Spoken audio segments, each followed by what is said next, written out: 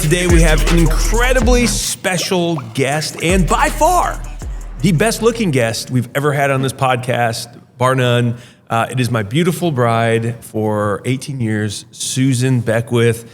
Hello, babe. How are you? I've never said that before. Hello, babe. How are you? That's the first time I've said it on a podcast. So excited to be here. I think this will be fun and cover a lot of different topics that you don't traditionally. So this will be good. I'm looking forward to this, but also a little scared too, because the format's going to be a little different. Normally I ask people questions, and but I'm going to be asking the questions. You get to be the host, which I'm not 100% sure how I feel about that yet, because you're going to put me on the spot with all the people watching. But I will do my best to answer honestly and the best I possibly can. So just be well, I'm going to start off with a real softball. Okay, all right, let's go. Softball question. Here we go. The softball is, if there is one thing that you could change about me, what would that be?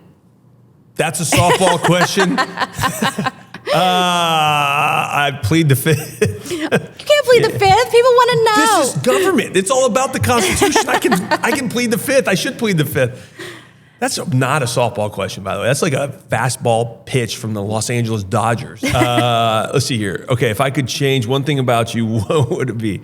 Well, you're perfect, so wow. I wouldn't change. That's so sweet and anything. So not true, but oh my goodness. Let's see here. I would all the say, little nuances or idiosyncrasies that you learn about a person once you've been married. I would say,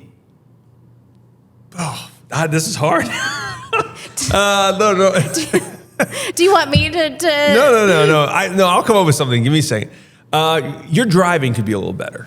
You scare me sometimes when we're behind the wheel, and so it's a wonderful thing. I do not commute downtown anymore. Yes. I would say that would be maybe the one thing where I'm white knuckling the passenger seat when I'm in there. And I try not to be a backseat driver, but it's almost impossible. All right. Okay. So by the way, for our viewers, yes, I get to also ask you the same question. Okay. So, and I don't know if we even touched, we kind of just jumped right into things like, how did we meet? What's kind of a little bit of our backstory? No. But we didn't talk about the fact that we've just dodging because you don't want to have to answer I've the got same a perfect question. answer. I've got a great one. Oh, really? Oh, it's I one do. you've been thinking about for a long time. I can tell. Okay.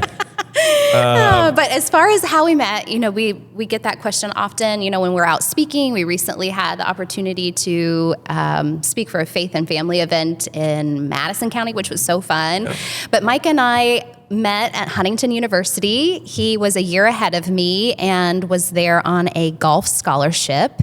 And he studied business and economics and minored in small business. I was there pursuing an education in communications. And so I didn't know anybody when I chose Huntington. I was a little nervous about that, but it ended up being such a blessing. I thought I wanted to go into broadcasting and did an internship with Wish, and it was awesome, but I realized that was not the path. I did study communications. And today, you'd be way too conservative for that. They would kick you out of that industry. Even then, I could feel it, but it was still a really valuable experience. For me at the time, why I didn't pursue that was I just knew that it would mean moving to a smaller market to get started and a lot of late hours, and I knew I wanted to have a family, and we were still dating, and so I just knew that wasn't going to be the right fit. So you forgot the part where I met you, but you were dating my roommate.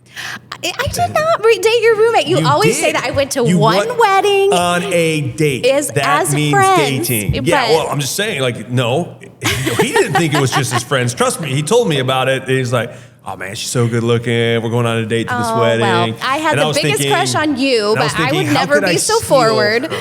So it was like a year of just friendship. And then it finally ended up moving into dating. And we started dating right before my 19th birthday. And we have been together ever since. So it's kind of wild to think about. 4.5 years. And then you became Miss Indiana. Mm-hmm. At the end of our senior year. So by default, that makes me Mr. Indiana, right? Absolutely. Is that how that works?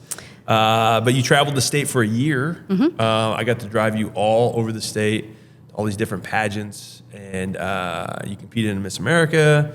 Super proud of you then. And That was just a really amazing journey. And we've got so many good questions that I want to make sure that we get into. But I will say one of the cool parts about that is just kind of like almost the prophetic side of like getting exposed to singing the national anthem for various events around the political scene. You know, that was right as I was Miss Indiana. So I did a lot of that for Mitch Daniels. And actually I had the opportunity to file his re-election papers and get to be a part of his kickoff. And so it's just wild because, you know, I kind of grew up exposed to the political arena because my mom was very involved as a state delegate and a precinct committee woman. And I think when we were dating, one of the first questions your mom asked me was, are you Republican or Democrat? Exactly. I was like, Republican? And she's like, okay, you can date my daughter. Yeah, absolutely. But and you were the same. Like your parents were very active and involved while not office holders. We both kind of came from that background. So that's anyways, good. All right. So I know people kind of want to hear more of the lighter side of things. You're not getting off that question. Oh, yes. Okay. I get to ask you the same question. If you could change one thing about me, what would it be? So you have so many amazing qualities. Oh, stop it. Just yes, get to the and you point. bring Just the rip the Band-Aid fun. off. You Just bring rip the the Band-Aid adventure off. to my world for sure. I would say probably the thing that we talk the most about is really leaning into the idea of Sabbath and how that's so important.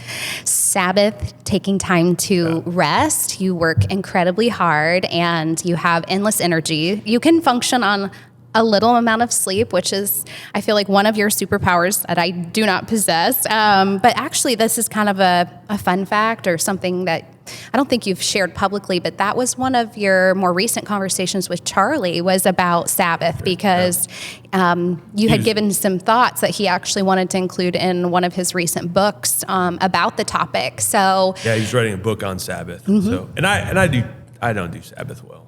I will be the first to admit I need to do better at that. So it's honestly a conversation that we just have a lot about maintaining balance. We have small children, an 8 and a 6-year-old, and so just trying to always make space and margin for them and for us and making that a priority. So you're really good when I just, have to kind of like say, okay, are we creating space for all the things and kind of bringing it back to family is most important. God, family, yeah. So. What would you change about my looks? Nothing. You get more handsome as you age. It's really remarkable.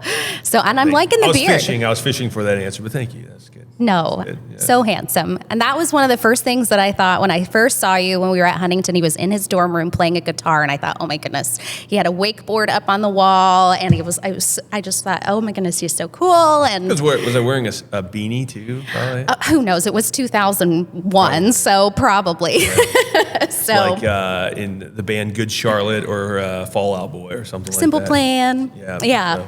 Those were all really popular. Okay, so Okay, is this question? Are you asking me a question now? Okay, what is it? I think this is one that I don't want to field, but go right ahead. Question is, I would like to get a dog for our family. You are totally against it. Please explain to our lovely audience why. Basically, like I'm against it, you're for it. You cannot give your explanation. This is you asking the question to me first. Well, tell me, No, ask the question. Are you going to be reasonable about my request? I'm not going to be reasonable. I want a dog, and so ask the question. Okay, so if we'll leave this to the viewers to see if we should get a dog or not. We'll take a poll, and then... Let me just share why I don't want one. It's not your turn. You got to ask me. Okay. Well, tell me why you want one. Is that the question? Go ahead. Tell me and you tell a little bit about what kind of dog you want. I like big dogs. I don't like sissy dogs. Small dogs, yippy dogs. I don't like those. I like big, masculine dogs that have a bark and that could, take down an intruder if an intruder ever comes into the house. Like those are the kind of dogs I like. So we had a great dog, and you need to remember the dog, and you love the dog, Max. I did. He was a Boxer Rhodesian Ridgeback mix. He was awesome. We had him for 11, 12 years, and he passed away. But you remember, you did not want a dog back then too, and so I just brought him home. He showed up. I surprised you. And then left. He was like, I have to go, and I was like, I don't know what to do with this dog. I mean, it's so... He was a puppy. He was the cutest thing ever. And I came back a couple hours later, and he was asleep on your lap, on the couch. You were watching TV, and at that point, you became a dog mommy. And he was awesome. Yeah. And I'm saying the same thing. Okay, Max passed away. It's been a couple years now. I'm just going to bring one home, and you're going to fall in love with it. Oh, no. Yes, you said the same thing before I am so Max. outnumbered, though, truly. I'm the only one in the house that doesn't. But it's just we are very busy, and our schedule is just, but you know what? They do add so much. I love dogs, so No, I'm don't. sure it will happen. No, you don't. I do. No, if you love dogs, you would get a dog. It's for everything there is a season, and right now it's just been really busy and hectic, and a dog would bring peace and stability. Maybe. And joy. You know what? If you've had a puppy, I mean, hopefully you'll vote in that little poll for me because you get it and you understand. Should the Beckwith family get a dog? And if so, big dog or small dog? I don't necessarily want a really small dog, but I don't want a big one either. Max was 90 pounds, and that was hard. He did not like getting in my car, so I'd have to like put the front paws and then like lift the back part of him if we would go anywhere. So that was the challenge. He was older in life. When he was younger, he would jump in the car. Oh my goodness. Well, we'll see the outcome of that poll, and any like breed suggestions. I welcome those as well. So big dogs. Okay, so Doberman. What about a Doberman? Actually, those are beautiful. They're very stately, and that's kind of how Rhodesians are. And they'll kill somebody. And I think that's like if someone breaks in. I don't know about that, but I have heard they're good for protection. Oh yeah, yeah. Which is not a bad thing. Security, so which would be good. What is your favorite part of being lieutenant governor? Oh man, there's a lot of amazing things about this job that I really have fallen in love with. I think ultimately though, it's traveling the state and meeting the people. I think the people are, just like my role as a pastor, it really comes down to you get to meet some incredible people in the role that you're in. And so traveling the state as lieutenant governor has really been a blessing. And our state is beautiful. I mean, we have so much in Indiana to offer the nation and the world. From rolling hills in southern Indiana to the dunes up north, to the prairies and the beautiful farmland, of central Indiana. It's just, I mean, if you like God's creation, you're going to love Indiana. And so I think to me, just being able to travel the state and meet the people are just amazing. There is certainly a thing called Hoosier hospitality. That is a real thing. And so. Yeah, genuinely, it's awesome. A lot of times people will say, oh, man, you're taking a lot of arrows in the press or on social media. That's not real life. I mean, you get out and you talk to people, and we get so many, like, compliments and encouragement from people. Like, for every nasty thing somebody says about you on social media, there's 20 people that are stopping you, when you're out in public saying, hey, love what you do and keep it up. Thank you for fighting the good fight and standing true for faith and family and freedom values. And so that's the thing that most people, if you're just watching from a distance, you don't see those conversations. Like even just walking into the office today, Sherry, our chief of staff, handed me a stack of letters and notes that we've gotten from people that send in or email into the office saying, "Hey, we're super proud of you. Keep doing what you're doing." So that's been probably the best thing is the people. And so. So let me ask you the same question. What has been your favorite part about being second lady of Indiana? I truly feel so honored. I think about our story and how it is so evident the Lord's hand in all of it.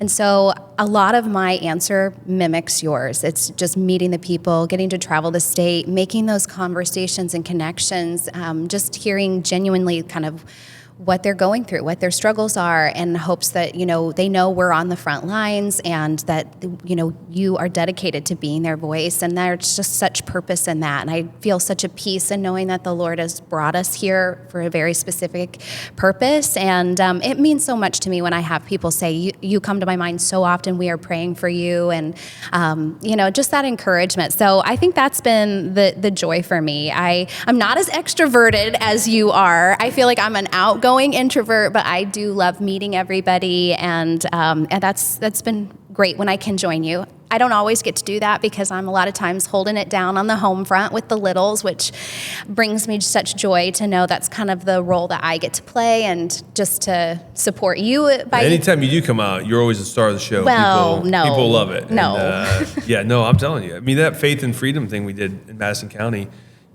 people kept telling me afterwards, man, your wife is That amazing. was fun. They were just such great people, and I feel like it just sometimes in politics too, you forget that they're real people with real families and real stories. And I feel like that was such a well done event because you got to see kind of the backstory and hear a little bit more than just what you're traditionally seeing in the headlines. Yeah, So, all right. good. So we talked about the fun part and the part that we love so much about being in this season. Now I want to know kind of what's your least favorite part about being Lieutenant Governor. Oh, I think there's probably the least favorite part.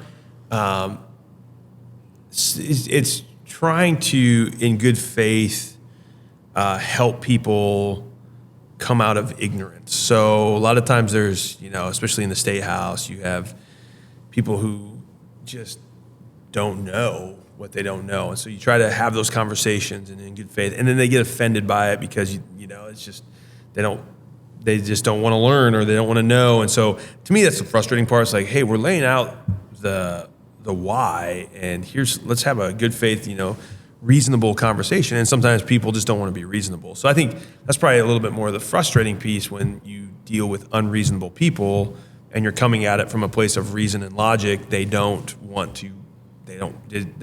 willfully ignorant, I would say, in a lot of ways. And so, but that's usually the establishment, the people who are grasping on the power and desperately holding on, or people who just are only consuming news from one source, and I think that's probably a little bit more of the thing. I love though that you're willing to sit down with anybody and everybody. I mean, and Yeah. have an honest conversation.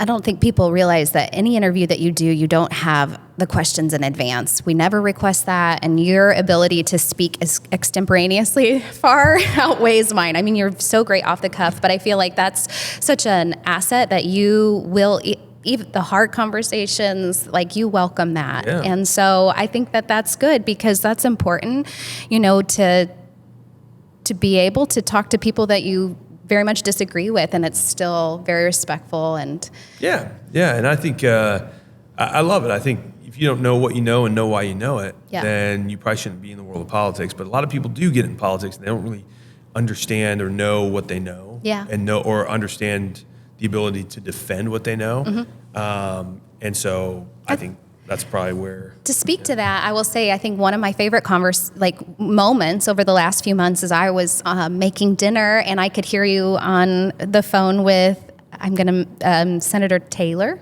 Is he a senator? Yeah, yes. Greg. Yes. Yeah, Greg Taylor, Democrat senator. He's been on the podcast before. The banter back and forth, because obviously you come from very different places, and it was it was good. It was kind. It was cordial. I mean, you did not agree on quite a few things, but He'll come around. The Lord will wake him up someday.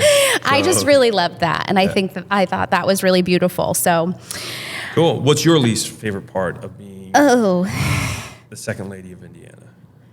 I don't think this one will probably take anybody by surprise. I mean, it's hard sometimes, when you see the headlines and you know the full story and you know the truth and you can't speak to it. And just to recognize that the media so often doesn't accurately portray the situation, and that's hard because I want to be able to address it and speak to it. And of course, I love you and I know how honorable you are, and when I feel like it's being portrayed the opposite, of course I want to defend. And so I know that the Lord will fight our battles, and I trust in him.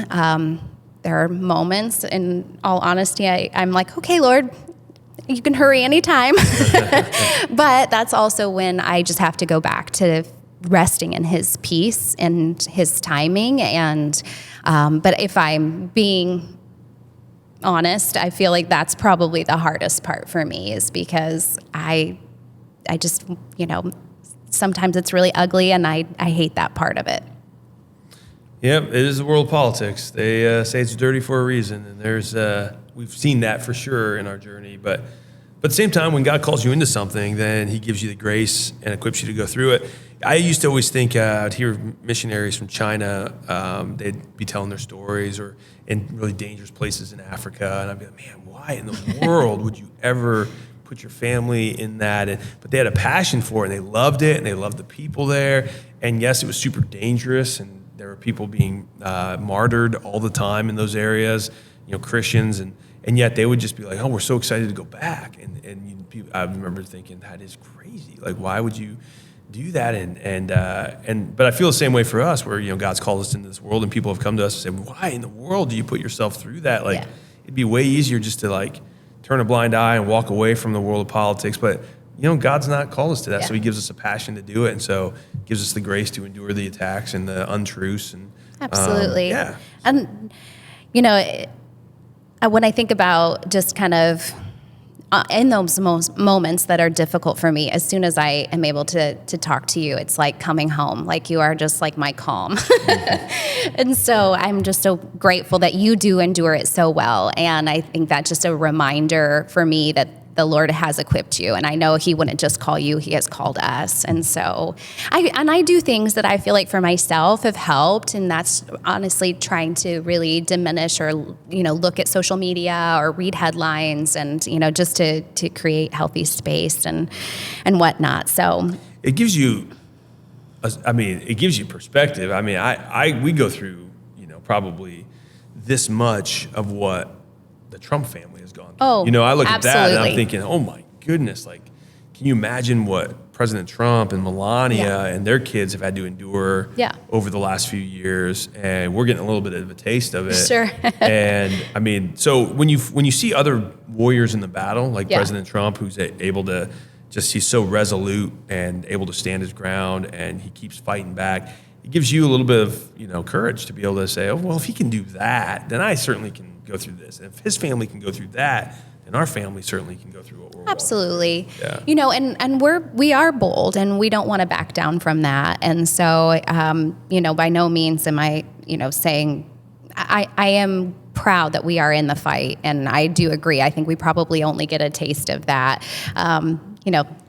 Just some days are easier than others, but that's okay. That's, like I said, I know we've been called to this season. And let me ask a question to you. Tell me about your recent speaking engagements at pro-life events. Yes, Indiana Right to Life.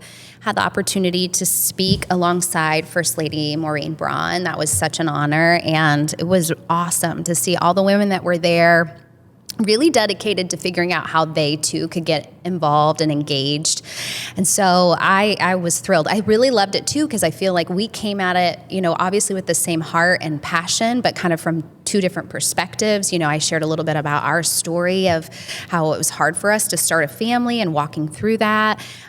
She shared some of their highs and lows through, with their family, and just she just had a really great perspective as well. She's a natural speaker. I always enjoy hearing Maureen. So, but yes, I had the opportunity to speak at that event, and then just more recently, I had an opportunity to help with a video shoot that will be airing at the gala that's coming up in December. So their events are always top notch. They get wonderful speakers, and this year it's going to be Rachel Campos Duffy, who is just, she's awesome. She is. I love her energy. Yeah.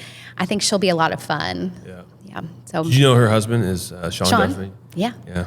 Okay, so here's the thing, a little fun fact. I feel like I am good at holding like little random nuggets of information and pop culture. So I tell people, like, if you're on Cash Cab and you need somebody for that, but if it's a history question, definitely call Micah. But yes, did you know that he's lost a significant amount of weight through the carnivore diet? Yes. Yes. Because you told me that the other day in the car when we were driving home from, we had a weekend getaway with the family, and I was trying to tell you who the Duffys were, and you were like, I know who the Duffys are. And I was like, well, did you know his husband? And you were like, yeah, Sean. And you were like, did you know he lost a lot of weight? I was like, well, no, yes. I didn't. But they have the sweetest family. And actually. What if Sean watches this and he's gonna hear you say, like, you thought he was a little overweight? I didn't say that. That's exactly I just said he is definitely. Sean, we love you. You're doing a great job, and keep it up, man. Twisting my words here. No, but yes, he is. He's doing great, and I think that's very inspirational. So I love the fact, though, that you, when you speak at these pro-life events or some of these issues-based forums, I mean, you just are so eloquent in laying out your journey, your story, our story and journey together, and then our kids' story and journey. And And I know it does touch a lot of people. I always get really great compliments about you. Most of the time people are like, why can't she be the one running for office?